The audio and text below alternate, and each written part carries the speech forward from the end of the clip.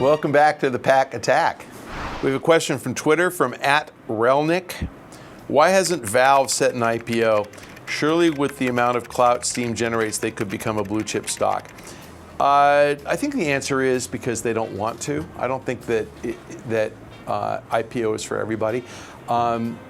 Gabe Newell, I don't think the guy has any interest in answering to anybody. If you do an IPO, even if you only sell a small percentage of your stock, you suddenly have outside investors and you have government regulators telling you what to do. You have reporting requirements. You have to listen to your shareholders.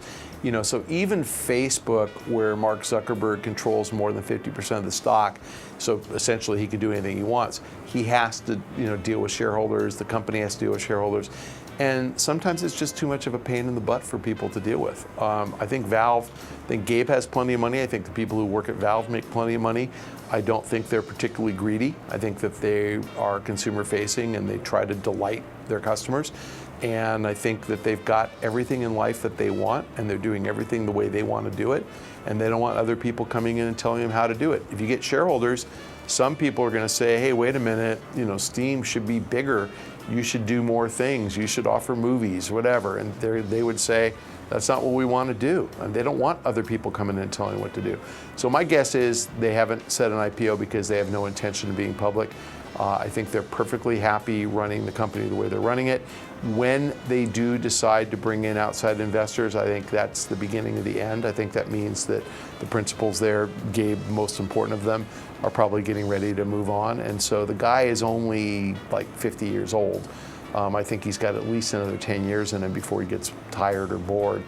So I would say no, you're not going to see an IPO anytime soon. But great company, and yes, you're right, they absolutely could be a high-valued public company. I think investors would love them. I just don't think the company would love investors. From Twitter, we have a question from @PNR95. Nintendo has said they're open to acquisitions. If they decide to buy a company, which is the most likely? Developer for Nintendo, period. Platinum Games, I don't know. If they buy anybody, I would say a Japanese studio that has made very successful content on a Nintendo platform. I don't see Nintendo buying Oculus VR or anything like that. I don't see them buying Ouya. I don't see them getting into mobile. So I don't see any acquisitions like that. I think if Nintendo buys anything, it's development talent. And I think the hard part for Nintendo right now is the installed base of the Wii U is so low that it's going to be hard to justify paying up for more exclusive content that won't sell very many units. So I know they say they're open to it. I don't think that they will make an acquisition anytime soon. If they do, I think Japanese developer, and you guys can list all the Japanese developers that make sense. There are probably a couple of dozen, but I don't know which one makes the most sense. From the forums, from Tabarnak. Hello, sir. Hello, sir. Sony just increased the PS4 price from $399 to $450 in Canada due to the Canadian dollar being lower, presumably. Okay, there's no presumably. The Canadian dollar is worth less than the US dollar. Oh, you mean that's presumably the reason they did it? No, I get it. No, I got it before too. I was kidding. Do you think this should give the edge back to the Xbox One in Canada? Do I care? Shouldn't they have increased halfway instead, like $420 to $425? Okay, so the answer to the do I care part is no, I don't care. Look, the dollars fluctuate all the time. US dollar strengthens and weakens based on which country we're currently invading. Fortunately, right now, we're invading fewer countries than we were in the past. The Canadians tend to just fluctuate based on things like energy prices. Who knows?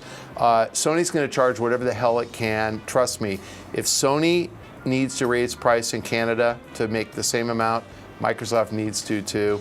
So this price advantage on Xbox One is going to go away. It's going to come back, of course. Xbox One is going to ultimately have to cut price because the PS4 is outselling it, period. But you're not going to have the Xbox One cheaper than the PS4 for a long time, certainly no time in 2014. I think Microsoft's going to try to do this with bundling. I think you guys just have to tough it out, and you're going to see higher prices in Canada as long as your currency's weak.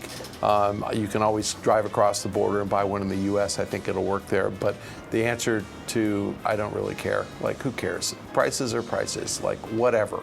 Buy a console. And who cares who has the advantage? I mean, Sony and Microsoft are trying to make a buck, whether it's a Canadian buck or a US buck. They're trying to make money. And remember, Sony is in yen, so Sony's actually got to translate it from Canadian dollars into yen. God knows what the yen is doing. I haven't looked lately. It's about 100 to the US dollar. Maybe it's moved, and so maybe that's why. Don't care. So I hope that's answering your question. All right, fellow babies, thanks for joining us on this week's Pach-Attack. If you have any questions, please direct them to the link below. And if you have a question for Twitter, you can submit them directly to me at Michael Pachter on Twitter and include the hashtag AskPac. Thanks for joining us.